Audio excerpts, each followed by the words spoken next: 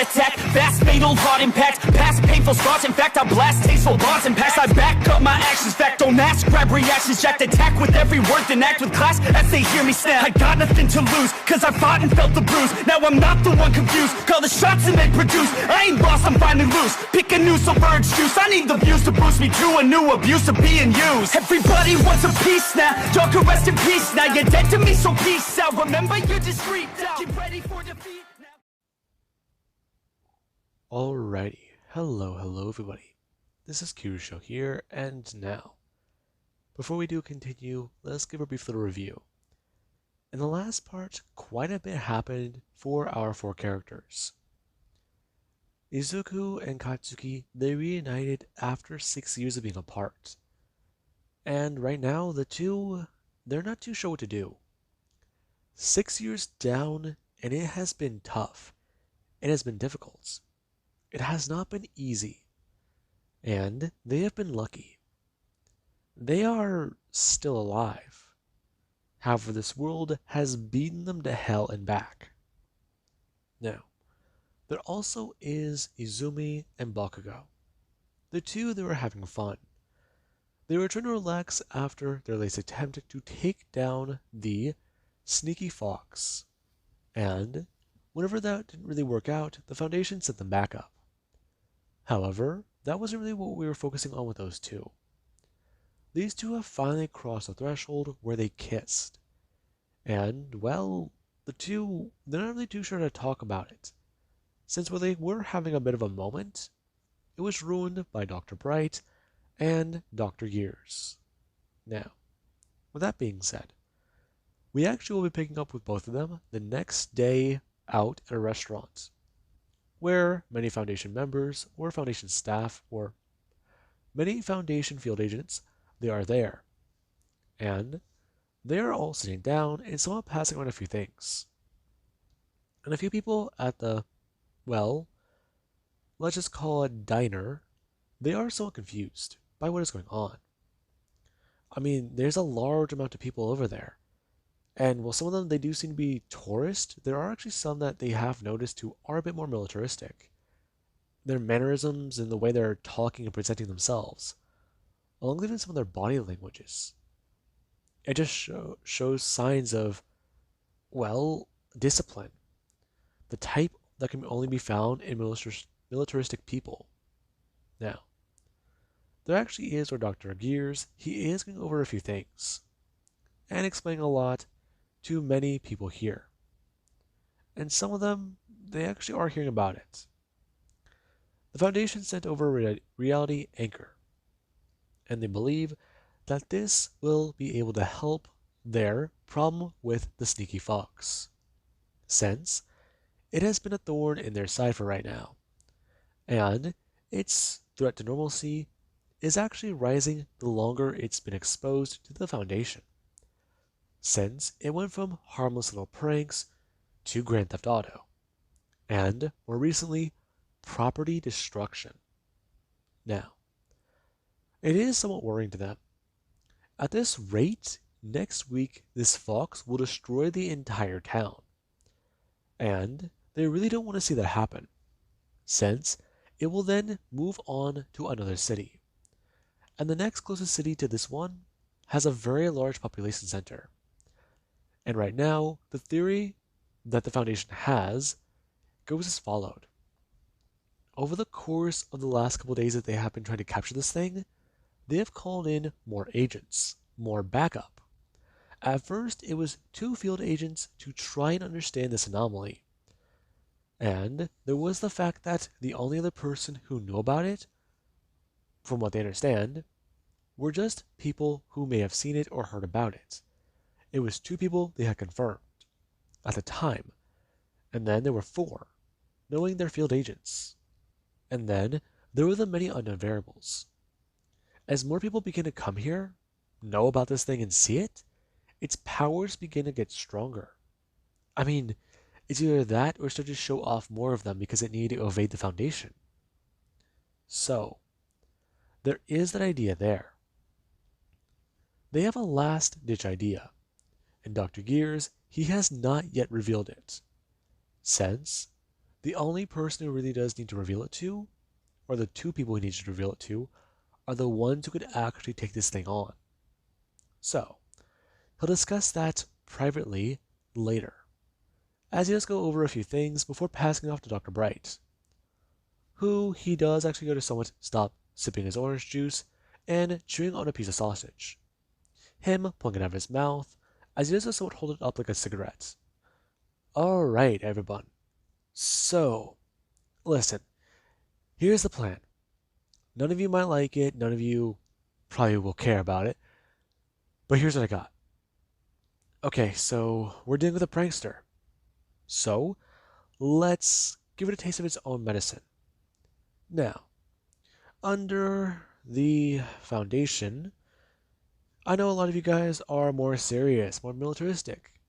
So, who here are field researchers?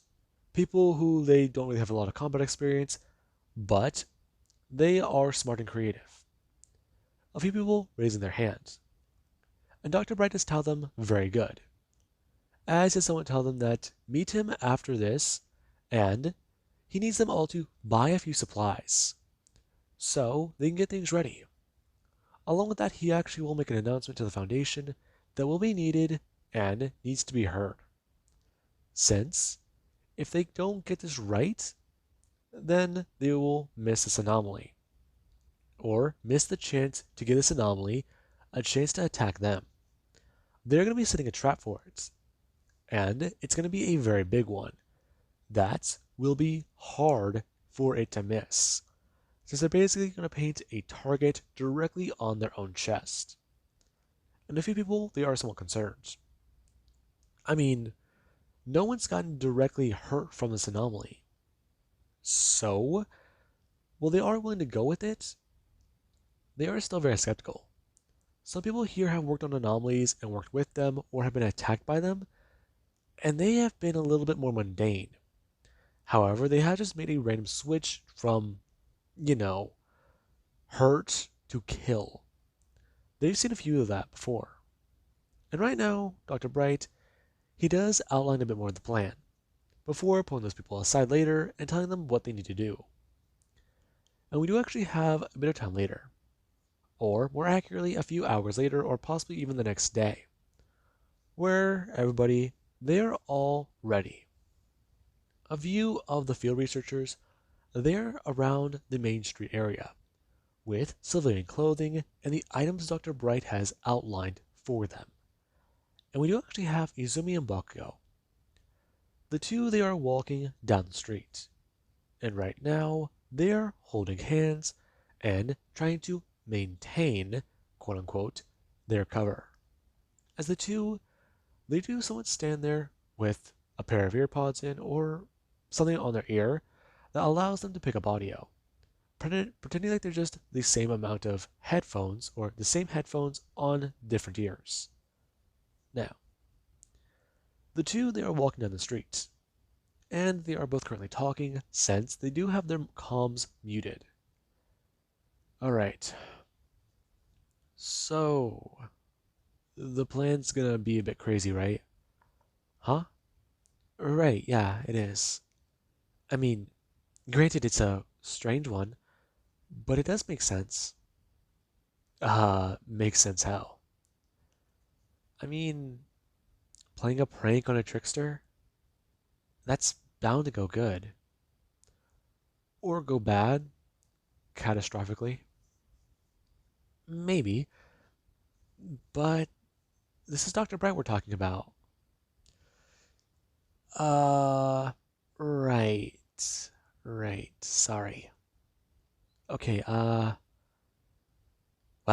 let's just try to have a bit of confidence in this and get through it.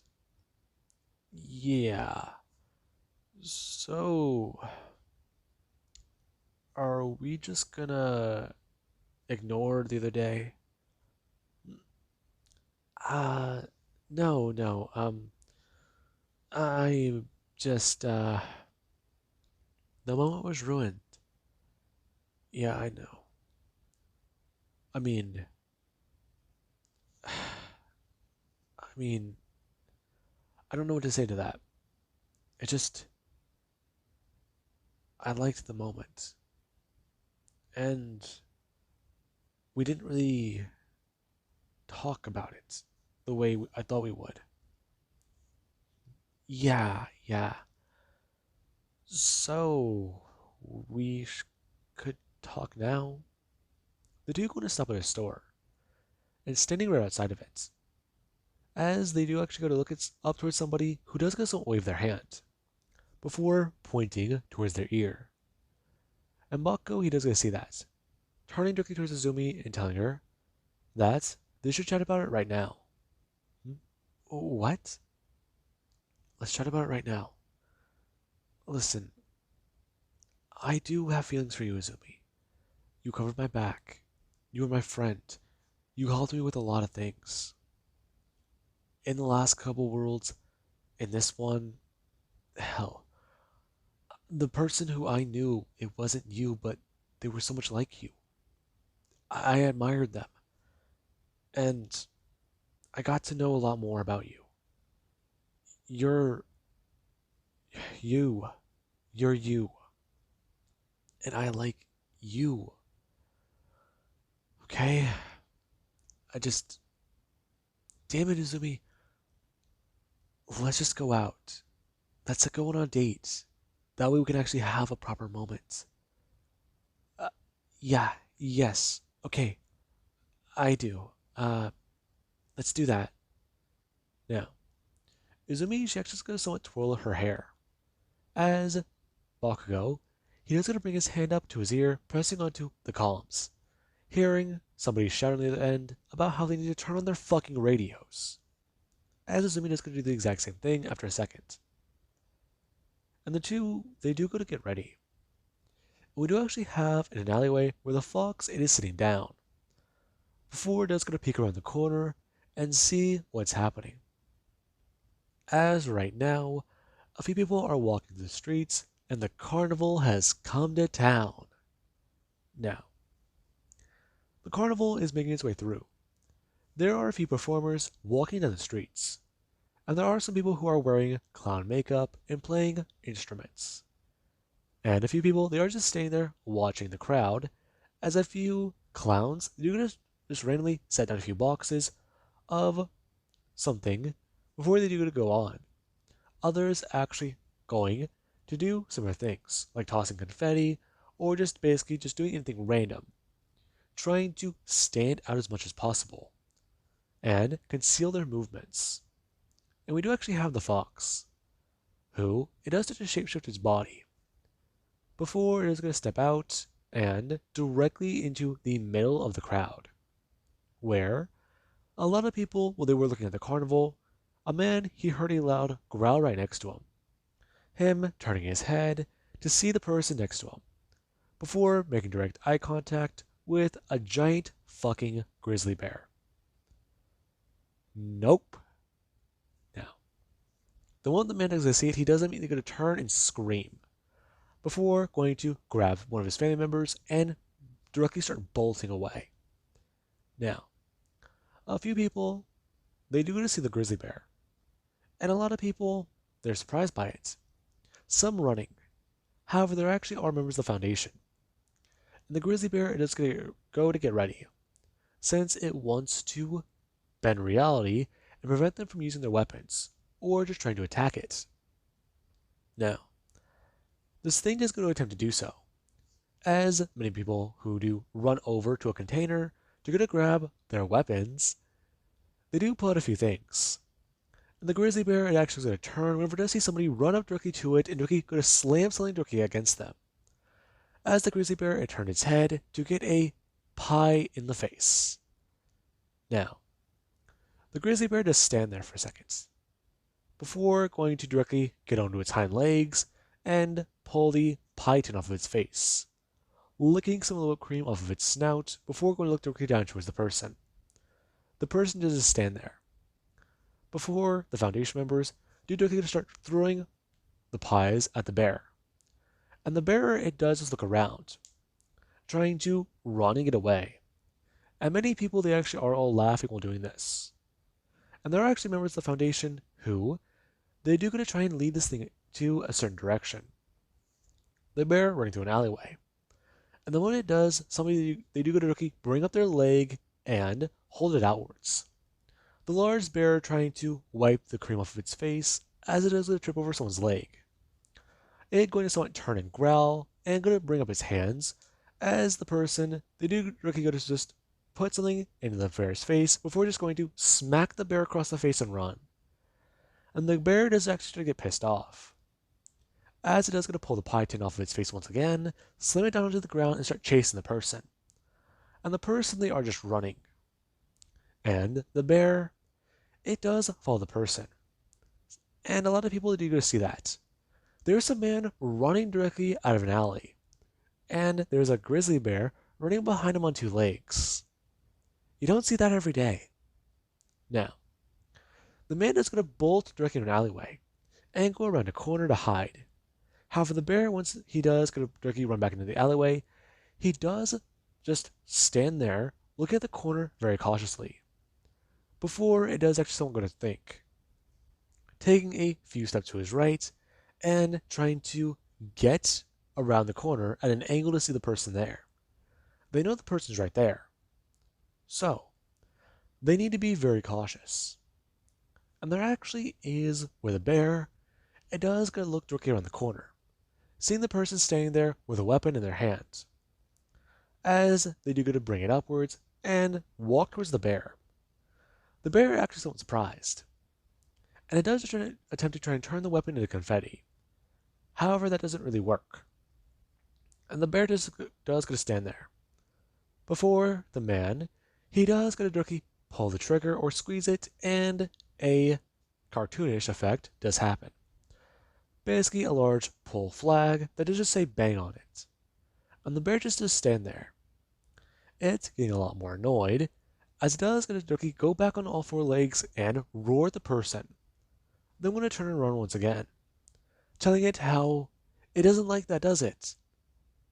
Now, the bear, it's getting very mad, since these people are playing pranks on it, and it is not having fun. Now, the bear, it actually does realize something. Its large and bulky frame isn't good for it to move around, so it does actually need to start using its shifting powers to become faster and more agile. Its large bulky size is slowing it down, so it reverts back to the form of a fox and going to chase after the person. As it does fall after the person and go directly around a corner. And then when it does, there actually is one or two people that are going to pull up a large sticky trap and slam it directly against the bear, or more accurately, the fox. Now, the moment that is actually going to happen, the two people, they're going to bring their hands upwards and go to grab the top of this large trap, slamming it down onto the other side of the bear or the fox to immobilize both of its legs before just picking it up. And the creature, it is then directly tossed into a container. Now, the fox, it is whining out and pretending to be in pain, as it is staring at a few people through the bars of its container. And a lot of people, they are staying there. And it is a surprise. The creature, it's whining and trying to beg to be let out. However, the Foundation, they need to discover what they might need to do with this thing, since there are a lot of theories as to what it might be and why it's doing what it's been doing. Now, while the sneaky fox is now in containment, we actually will cut over to Izuku and Katsuki. It has been almost 5 years since we've seen the two. For Izuku and Katsuki, they reunited, and they decided to stay here in town. What a better place to be. People here have taught them some rules of the forest to survive. And while they could go out and start their own place, go build their own cabin somewhere, they would help disrupt a lot of the forest. So, might as well stay here and build their own home. It took the two a while. And while it wasn't really easy at first, for Izuku to help out, there was where things started to get better. He was able to heal and make a full recovery. And whenever he started to actually get physically active, a lot of people were surprised to see him. I mean, they thought he was just some weak, injured old man on a wagon. But right now, this man, he's standing in front of them strong as an ox. It's remarkable. And we do actually have Izuku, who, this morning, him and some men have gone out to hunt. Since a lot of the creatures nearby, they are not as abundant as anywhere else in the forest because of their small little town that has formed. So, they need to head a bit farther away from the town and to nearby areas where the creatures they will be, or at least some animals.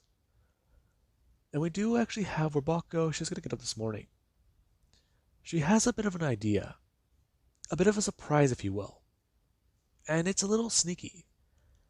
She's shown a few people around here exactly how to create some things, and it actually has been a bit nice. A lot of people here, they were surprised at Bakugo's strange taste, you could say. To them, it seemed weird at first. And, well, then there was how it smelt. The way she was able to make food, the way she was able to talk, the way she's been able to actually help teach a few people around with a few things. I mean, she taught a boy how to cut wood, and at first he could hardly swing the axe. However, now he chops wood every day. And that young boy, he's turning into a young man. And we actually do have where she also has taught a few people a bit of other things, such as how to fight, how to handle rifles, and she even did help tell a few people about how to skin an animal properly. Since she saw the way a man basically hacked away at a pelt whenever they brought in an animal to skin. And it was just barbaric. And whenever she did start to teach them properly, I bit my tongue. Whenever she did start to teach them properly, it was very strange. They were very surprised how precise she was being with a knife. And there actually was Izuku. I mean, they know these two are outlaws, but being this well versed in certain things, it's been interesting. I mean, their way of life is just so different from what they're used to. I mean, these people don't seem like outlaws. They seem, well, adept at what they're doing. Now, there actually is, where Deku, he does drag a deer back to town. And he actually is talking with a few people. As there actually is where Deku, he's dragging the creature. And a man with a bow and arrow, he actually asks, well, Izuku or Mr. Midoriya, exactly how things are with his lady. Boy, you know not to talk like that. Sorry, mister. How are things with your wife? A bit personal, ain't it? I'm just curious is all. Just ignore him. My boy, he's got a girl in his mind. He thought that she looked nice and he wanted to talk to her. Really? Yeah, mister. I just wanted to ask for advice. I mean, the girl I like, she's pretty tough. And she seems to be a lot like your wife. Really? Yes, sir. So, how tough are we talking? Uh, she don't take smack from nobody, sir. Really? Does she fight? I think so. I think she knows how to throw a punch. Her daddy taught her real well. Okay. So, is she smart? Uh, I think so. I mean, she's real pretty. Okay. First of all, talk to her. That's it. It's really easy. Talk to her, and don't try to ask her out on a date immediately. I mean, you're a kid. You got time. Besides, if you don't know her when you talk to her and just ask her out, she might think that that's weird. Really? Izuku, that sounds like bad advice. I mean, it's not. What do you mean? I mean, how did you and your wife meet? That's a bit personal. Oh, and your son asking me a question about my relationship isn't? Alright, listen here now. Fine, you want to hear about it? Me and my wife, we grew up in the same town. We didn't know each other really well, but we met one day. I mean, I was out with a buddy of mine, and he saw her and thought she was pretty. I mean, I didn't think he had a chance, but there was whenever a man walked up and started talking to her, and he put a gun to her head. Are you serious? Paul, you never told me this story. That was for good reason, boy. Now listen, I only say this once, and do not tell your mother I told you this. The man put a gun to your mom's head because your mom was the daughter of the mayor. Really? Yes, she was. That was a long time ago now. However, whenever that happened, I took initiative. I thought things would be easy and simple. I told my friend to distract the man, and he did. He got the guy talking. I snuck around back, and whenever I could, I tried to go through the window. However, whenever he saw me, my friend, he launched forwards and attacked. I'm not necessarily proud of it, but we were able to kill him. At least I did. My friend, he did a lot for me. It's why I named you after him. Really, Pa? Yeah. And don't tell your mother. She's she doesn't know about that. But why not? Because I'm I'm not ready for you to tell her. Now, Deku, he's actually a bit more surprised. The guy, he's an old, tougher man. However, he just showed his son, what, a layer under that armor? I mean, it's surprising. He didn't really expect that from him. Going soft on us now? You bet your ass I'm not. How about this? We have a bit of a competition. Next one we take down, it's gonna be a bit harder to track. But we check and see which one's heaviest. Which one's heaviest? Meaning how much meat we can get off of them. Yeah, that works too. But if we do that, we gotta make sure to leave out some of the pelts. I know. Uh, leave them out at night along with some of the stuff we don't use from these creatures, right? Yep. Now, them heading back into town. Whenever they get there, they do start the process of getting this creature cleaned up and skinning it for the meat that they can use right now and what they can save possibly for later. And while all this is happening, we actually do have where Deku, he is the one standing there. And he's thinking about it a lot. This place is actually very nice. In the last 4 years, it's been peaceful. I mean, relatively so. Take what they need to from the land and give what you need to back. It's an easy bit of rules. They've been safe, and, well, they have a life here. It's almost strange to say, but in this amount of time, it's been a real home. And him and Katsuki, it's been a strange relationship so far. I mean, they have each other back. And the world, it feels feels like he can control it. He likes that feeling.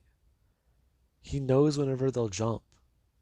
He doesn't have to worry about it. It's not on his mind, and things, they just feel better. And we do actually have where Izuku, he actually is laying down there that night. And Bakugo, she actually is laying there with him. The two, they're just relaxing by the fire. And both of them, they are talking. Izuku asks her a question. Does she like it here? Where did that come from? I don't know. It's just, I like it here. I'm asking. I do? Why? I... never mind. The idea just... It just sounds stupid. Well, what do you mean? This is home. These people, this place, these woods, they're ours. Yeah? So is this farm. I know. And I like that. But there's something missing. Uh, what do you mean? Katsuki, I'm I don't fucking will you marry me? Okay, real funny. Okay. That wasn't a joke. You're serious. I know it sounds never mind. No, no. I'm just you caught me by surprise is all. I mean, everyone here already thinks that we are married. I just hearing it asked from you like that, it caught me off guard, that's all. Sorry. Just think about it, okay? I mean, it's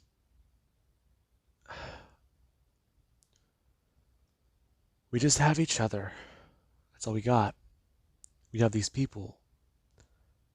And I won't lie to you. I like it. It feels normal here. But God damn it. I don't know how to tell you this. Izuku, I like it here too. I mean, I'm just surprised that you've asked me is all. But thank you. So, well, I I'll give you a response, but I just need some time to think about it. Okay? Her bring her hand up on Deku's chest, and somewhat sliding a bit closer to Deku. As he is just gonna bring his hand up. Alright, yeah, I understand. Him rubbing it around her. Talking about how this is nice though. You mean relaxing? Yeah. It's just I like it. It's a real sense of family. Of family? Yeah. I mean, I know it's gonna be odd for another 20 years, but have you noticed something? Noticed what? I mean, more recently. I mean, I know this is gonna sound strange, but I don't think I've really aged much. Huh? Yeah. I mean, we've been here for more than a decade. And if I'm right, I was, what, 20 years old? I should be 30. Izuku, you're keeping count? I have a lot of my memories from here. Besides, don't you? I have some, but I don't like them. I mean, I don't like some of them either. But a lot of them, they feel almost off. Do they? Yeah. But, I think we should be okay for right now. Deku was saying that, as he actually just hold on to Bakugo, or, well, Katsuki, and they do fall asleep there, by the fire, and curled up a bit warm. However, there actually is Izuku. He's having a bit of a strange dream. He's 7 years old again, and he's lying in a bed. But this this isn't his room, not the one he remembers from his actual childhood. He's, well, in this version of himself. And he just hears some shouting from the next room. He's sweating. And, well, he can hardly move. He feels so cold. He feels so cold. That movie does think. And we know actually where he does go to somewhat move the sheets or move the blankets off of him. Him going to somewhat sit up and look towards the window. The blinds are closed. But, well, it's so cold in here. Maybe some of the summer air might do them some good. Him going to pull open the window. And whenever he does suddenly go to crack it open, he does look outside. Outside, there is the field. And then there's a line of forest. They live near the edge of town. And, well, at his house, they do have a very specific rule. Keep the blinds closed at night. And don't open the windows. Deku, he knows that those rules, they're really just because the house, it's strange. However, the the summer wind, it will help him. He knows that. It has to. I mean, right? Now, Deku, he does see it. Out in the forest line, there's something standing there. And, well, it's just looking at him. It's gotta be, what, 90, 85 yards away? So, it's just there, standing outside. Now, Deku, he knows that that's how the memory goes. But there's what he does see. He moves his head. And, well, he sees someone just standing there. He sees the man. The man from so long ago. And the man is going to somewhat open his mouth. And whenever he does so, Deku, he hears the words, "Wake up." Him jumping awake. Him doing so and finding that it's very cold. And he's alarmed. He looks around. His cabin, their home, the fire went out. Then we went Deku to see. Him going to stand up and walk over towards the door. And where he does so, he does so grab a few of the logs. They're just inside, right there. Deku doing so, and going to turn. However, when he does so, he does go back over, put 2 logs in, and relight it. Before he does going to walk over and going to grab 2 more. Whenever he does grab them, he does actually going to turn his head. Him getting a full scan of the room and see that there's something wrong. Some of the blinds covering the window, they're moving right there. That's odd. Deku walking over and going to pull open the blinds. And whenever he does so, he's frozen. On the other side of that window, there's a similar image. There's just the field. However, what, 100 yards out, there's a tree there. It's the only tree in a wide open field. And out there's a man sitting next to it. There's a man just sitting there. And he's looking right at him. He's just sitting there on the trunk. Who is that guy? Now, Deku, he doesn't close his window. And the moment he does, he's going to go to someone back up and directly smash into somebody. I'm going to turn around as he's going to drop the logs in his hand. However, there's nobody there. Izuku. Now, Deku is going to freeze before looking around and seeing that there's nobody there. Was that him? No. Who was that man? The man in the red suit. He's not a figment of his imagination, is he? Now, with that being said, I do hope you guys enjoyed and have an amazing day. I'll catch you guys in the next part.